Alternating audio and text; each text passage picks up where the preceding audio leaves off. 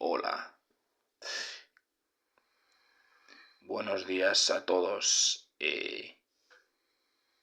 Hoy tengo aquí adelante un gran personaje público, poeta y escritor, cantante, José María Puertaluna.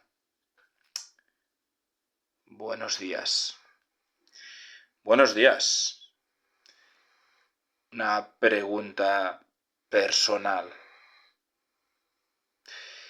¿Alguna vez has hecho el amor con una mujer en los baños públicos del Cap Bravo o del Carrefour?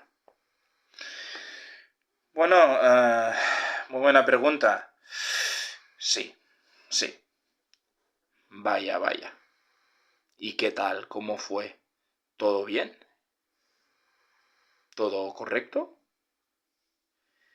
Bueno, bien, todo bien. Interesante.